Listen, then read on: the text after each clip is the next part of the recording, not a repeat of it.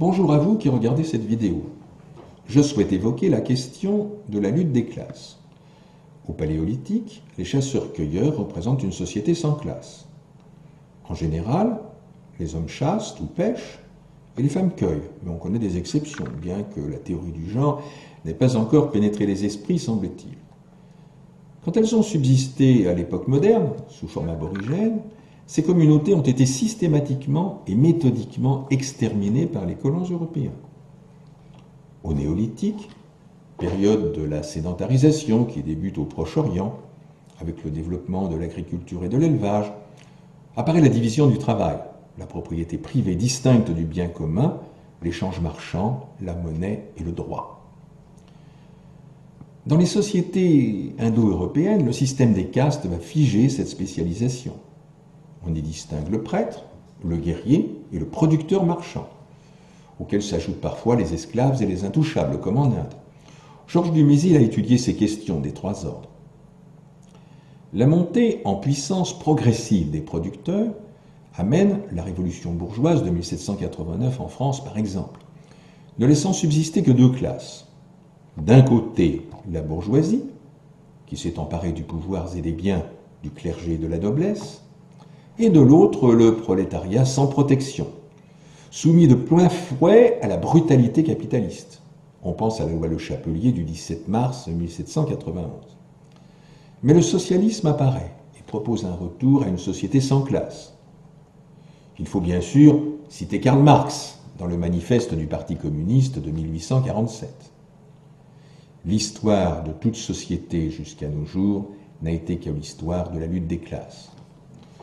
Ce socialisme représente une telle menace pour la bourgeoisie qu'elle mobilise toutes les ressources possibles pour conserver le pouvoir.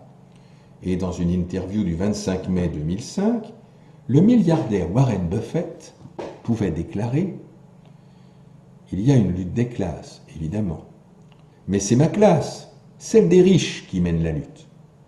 Et nous sommes en train de la gagner. » La question qui se pose est celle de savoir ce qui permet au philanthrope Warren Buffett de formuler sa prophétie. Chez les anglo-saxons, d'ailleurs, milliardaires et philanthropes sont synonymes, ou presque. Voyons des réponses possibles. Si le progrès scientifique suit une marche assez chaotique, selon certains, Paul Feyerabend l'a écrit en 1975. Par contre, les avancées technologiques, elles, sont orientées par la classe dominante, dans un sens qui assure son maintien au pouvoir. Les innovations dans l'armement, impulsées par la rivalité des impérialismes, engendrent une cascade d'applications au service de la domination bourgeoise. Le machinisme, puis la robotique. Aujourd'hui, les technologies numériques de flicage, monnaie électronique, abrutissement par les médias, les gadgets, ingénierie sociale. La classe dominante a ainsi tout en main. Mais on demeure dans le contexte d'une lutte de classe, c'est-à-dire d'une lutte entre des êtres humains.